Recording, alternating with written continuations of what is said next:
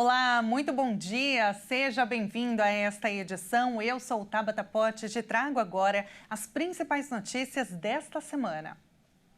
O presidente Lula afirmou que ainda neste ano pretende assinar o acordo do Mercosul com a União Europeia.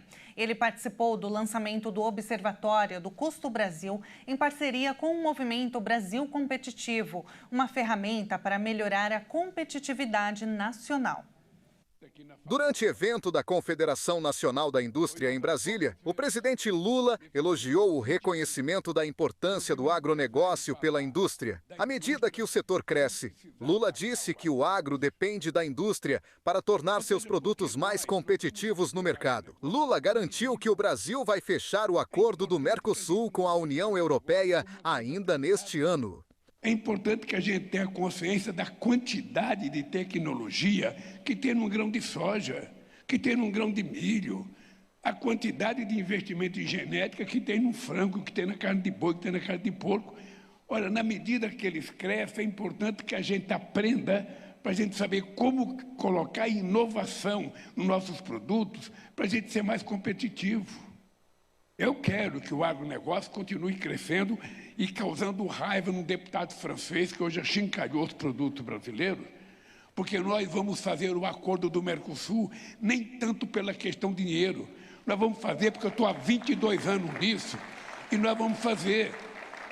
E se os franceses não quiserem o acordo, eles não apitam mais nada. Quem apita é a Comissão Europeia. E a Ursula von der Leyen tem procuração para fazer o acordo e eu pretendo assinar esse acordo este ano ainda. Lula falou ainda que o acordo fechado com a China vai permitir que o setor industrial do país tenha mais acesso a novas tecnologias. Nesse contexto, é importante o lançamento da ferramenta que reúne dados, estratégias e avanços para enfrentar os entraves à competitividade nacional. A conta de luz vai ficar mais barata a partir de janeiro. Após um pedido do Ministério de Minas e Energia, a Agência Nacional de Energia Elétrica, ANEEL, aprovou o desconto na conta de luz dos brasileiros. A ANEEL aprovou o repasse de R$ 1,3 bilhão, referente ao bônus de comercialização da parte brasileira da usina hidrelétrica Itaipu. Com isso, a conta de luz deve ficar mais barata em janeiro de 2025. O desconto destinado aos consumidores é relativo aos meses em que seu consumo foi inferior a 350 kWh em 2023. É estimado que mais de 78 milhões de residências e propriedades rurais sejam beneficiadas, o que representa 97% do total de unidades consumidoras. O desconto será de 1 centavo por quilowatt-hora consumido, considerando a média de uso de eletricidade das famílias no ano passado, que foi de 119 kWh, o desconto total seria de cerca de R$ 16. O crédito será concedido na primeira fatura do ano que vem. Além de impactar no valor das tarifas, o bônus também deve ter impacto no índice que mede a inflação brasileira. A conta de luz foi uma das principais responsáveis pela subida da inflação no último mês. O subitem energia elétrica foi o que mais influenciou a inflação dentro do grupo habitação, com contribuição de 0,20% na inflação total de outubro, de 0,56%. Um estudo da Organização Internacional do Trabalho indicou que o Brasil tem trabalhadores com jornadas de mais de 49 horas semanais. O número brasileiro é superior ao de países como França e Canadá. A pesquisa da OIT revelou que 11% dos trabalhadores brasileiros são submetidos a longas jornadas de trabalho. Esses profissionais teriam expediente de 49 horas semanais ou mais. O número brasileiro é superior ao de países como França e Canadá, igual ao do Reino Unido, mas inferior à média mundial. Entre os 161 países pesquisados, o número médio é de 17% dos trabalhadores nessas longas jornadas. Os dados não incluem países como China, Japão e Alemanha. E em países como Bulgária, Ilhas Maurício e Rússia, É baixo o percentual da população que trabalha em longas jornadas. Ainda segundo o levantamento, a carga horária média no Brasil é de 39 horas semanais. O número é superior ao dos Estados Unidos, Argentina e França, mas fica abaixo da China, Colômbia e México. Entre as nações com maior carga horária média de trabalho estão Butão e Emirados Árabes Unidos, com mais de 50 horas semanais. Os dados vêm à tona em meio ao debate sobre a proposta de emenda à Constituição que discute o fim da escala 6x1. O projeto prevê ainda que não é preciso alterar a carga máxima diária de 8 horas. Com isso, os trabalhadores poderiam exercer a profissão durante 4 dias da semana, o que resultaria em 36 horas, apesar de o texto mencionar 32 horas. E ainda sobre o assunto, o Tribunal Superior do Trabalho tomou uma decisão válida para todo o país. Determinou que benefícios aos trabalhadores antes da reforma trabalhista de 2019 sejam válidos e devem ser pagos de maneira retroativa. O efeito das medidas será suspenso apenas a partir do momento em que a reforma começou a valer.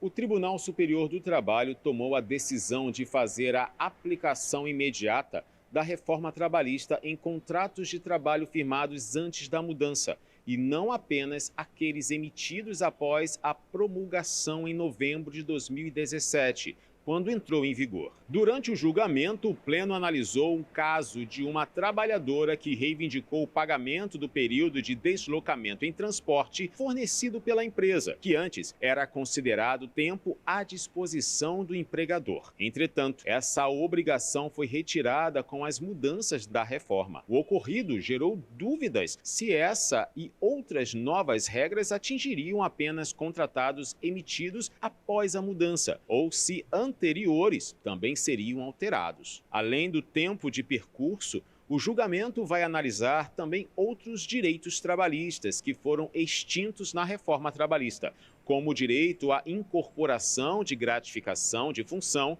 o intervalo intrajornada e o descanso de 15 minutos para mulheres antes da prestação de horas extras. Uma vacina brasileira para tratar o câncer de próstata vai começar a ser testada nos Estados Unidos. Caso os resultados sejam positivos, o medicamento pode ser comercializado em 18 meses. Uma vacina brasileira contra o câncer de próstata, criada pelo médico gaúcho Fernando Freltz, começou essa semana a ser testada nos Estados Unidos. É a primeira vez que uma tecnologia inteiramente desenvolvida no Brasil alcança tal estágio de aprovação por uma agência regulamentatória norte-americana. A vacina, com investimento público e privado de 70 milhões de reais ao longo de 25 anos, visa reduzir a recorrência da doença e pode economizar bilhões de dólares globalmente. O tratamento já testado no Brasil passa por um estágio clínico de fase 2, adaptativo nos Estados Unidos. A tecnologia da vacina usa fragmentos do tumor para produzir uma resposta imune eficaz. A meta é diminuir a taxa de recorrência da doença de 37% para 12%. O estudo nos Estados Unidos inclui 230 pacientes em 21 centros de pesquisa. Cada um receberá um tratamento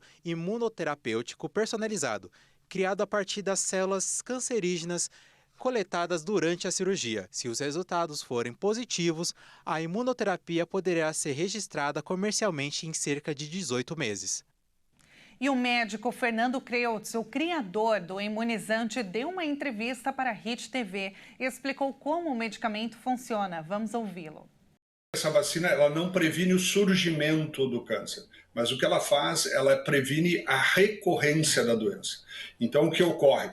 No momento em que o cirurgião, o urologista faz a cirurgia, no caso do câncer de próstata, ele remove o tecido onde está o tumor e um pedacinho desse tumor, um fragmento desse tumor, vem para o nosso laboratório.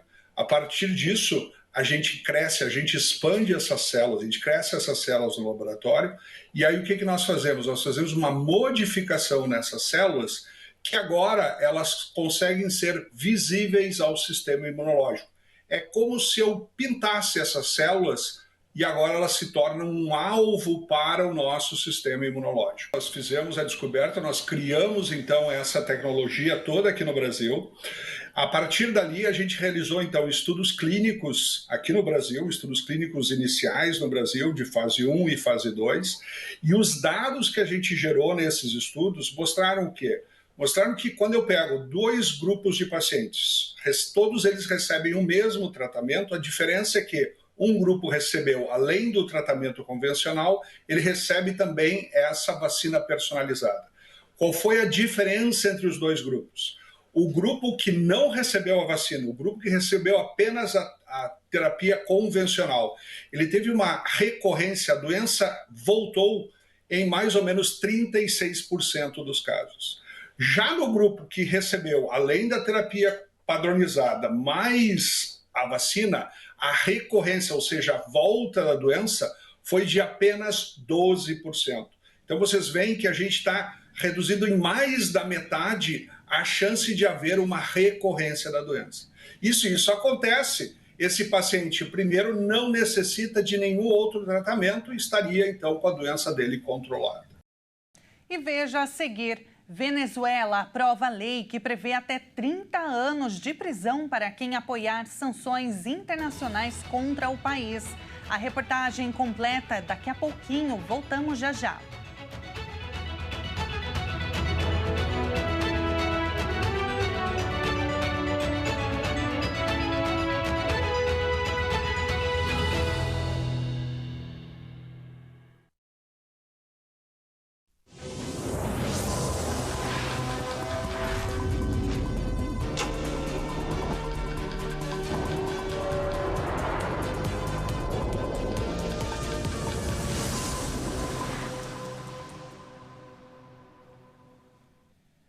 Nós estamos de volta com as principais notícias. Seja muito bem-vindo.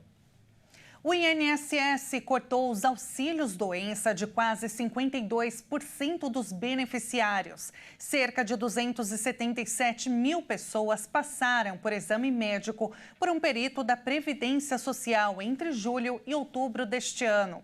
Mais de 530 mil perícias já foram realizadas e o INSS deve convocar 300 mil segurados para exame presencial. Segundo o Ministério da Previdência Social, a intenção é realizar 800 mil perícias de revisão até o final deste ano e seguir com o programa em 2025. Ainda sem data específica para terminar. A convocação é feita por carta enviada para a residência, aviso no sistema bancário e por SMS. Para ser chamado, é preciso manter dados como telefone e endereço atualizados no Meu INSS. E o Brasil registrou 7 mil óbitos por dengue neste ano. O estado de São Paulo lidera o ranking com mais mortes registradas. Desde o começo do ano, 7.013 pessoas morreram em decorrência da doença. Segundo o painel de monitoramento do Ministério da Saúde, são mais de 6,5 milhões de casos prováveis em todo o país. São Paulo é o estado com o maior número de mortes, com 1.923, seguido de Minas Gerais com 1.100, Paraná com 633 óbitos, Distrito Federal com 440 e Goiás com 409 mortes. 55% dos casos de dengue são mulheres.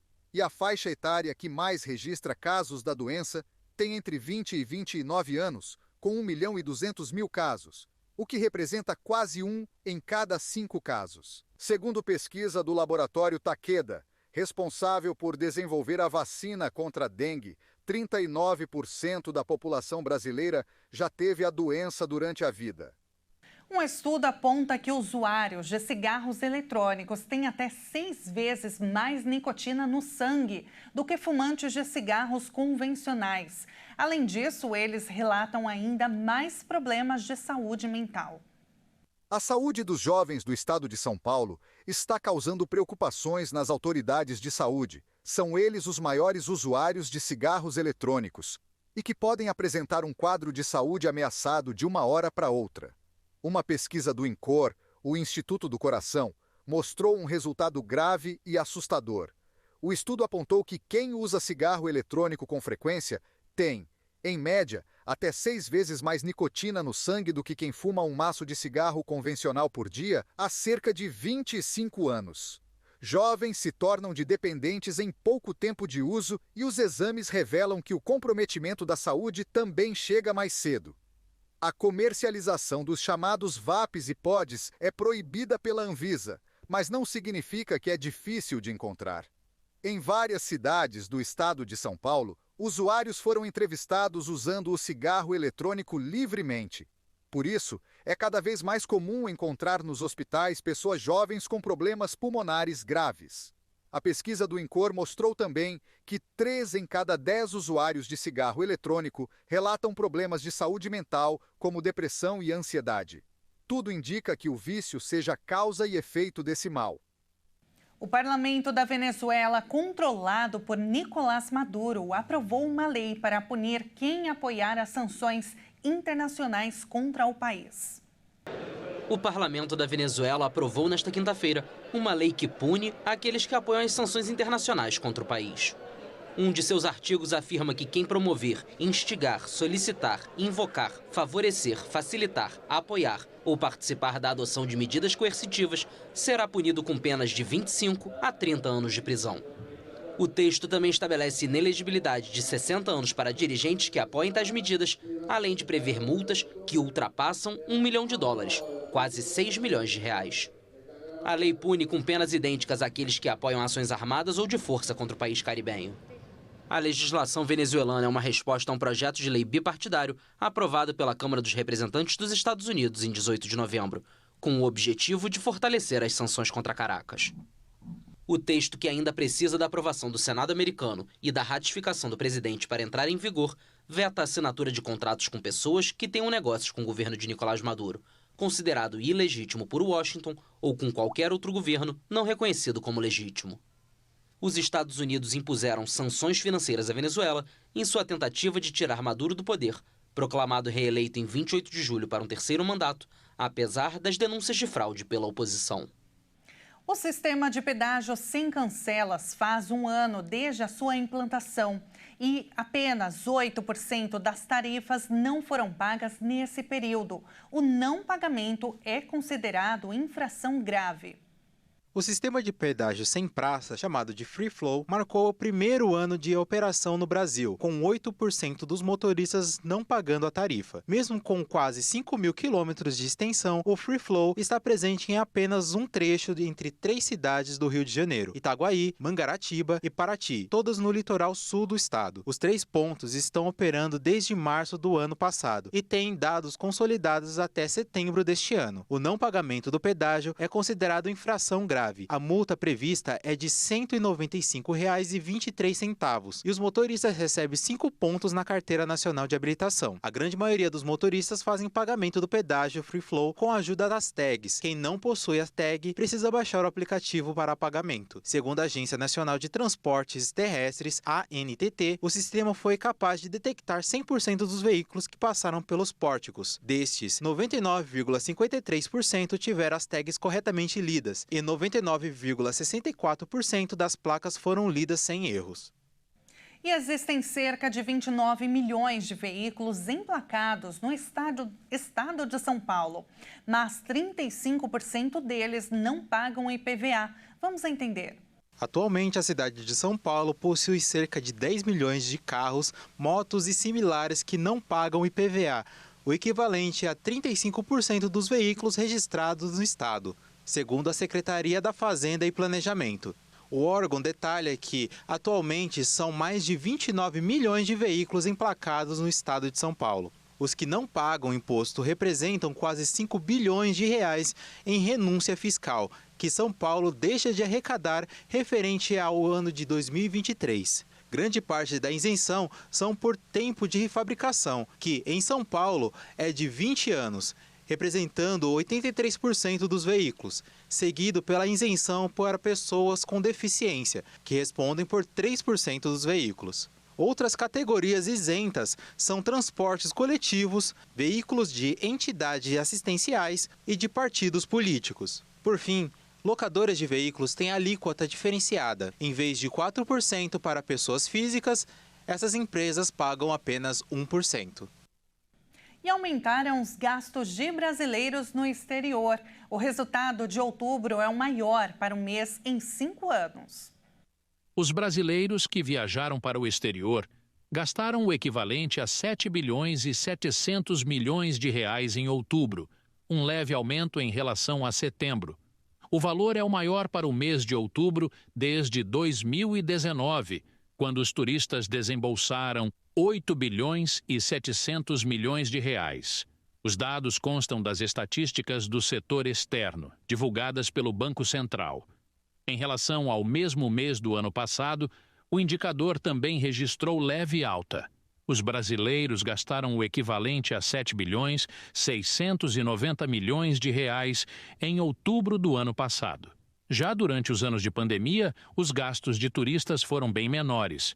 O saldo das viagens, que é a diferença entre os gastos no exterior de viajantes brasileiros e os de estrangeiros no Brasil, ficou negativo em 4 bilhões e 200 milhões em outubro. Enquanto os estrangeiros desembolsaram, no mês, 3 bilhões e 400 milhões de reais em solo nacional. E nós agora vamos para o Caribe, conhecer um pouquinho mais da ilha de Porto Rico. Vem comigo. Porto Rico é um território não incorporado dos Estados Unidos no Caribe, tendo seu próprio governador, mas dividindo o presidente com os americanos. A ilha possui paisagens tropicais extraordinárias, com montanhas, lagoas, cachoeiras e praias de tirar o fôlego. Não à toa, é um dos maiores destinos turísticos do Caribe. Ao explorar as florestas, ainda é possível de se encontrar, com certa facilidade, resquícios de construções da era colonial. Muito lindo, né? E é claro que nós vamos para lá agora por meio da tecnologia. Vamos ver uma câmera neste momento como está Porto Rico. Você vai ver na imagem agora a bela paisagem da cidade que se repete em vários lugares da ilha. Diversos montes verdes e florestas com vistas dos resorts e muitos hotéis de lá.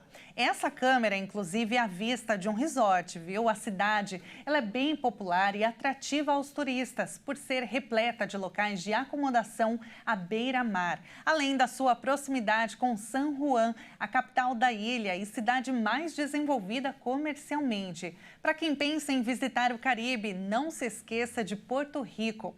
A ilha pode te oferecer exatamente o que procura e até um pouco mais, viu? E com essa imagem bonita, encerramos esta edição. Muito obrigada pela sua companhia. Um excelente sábado e um ótimo fim de semana para você. Tchau, tchau.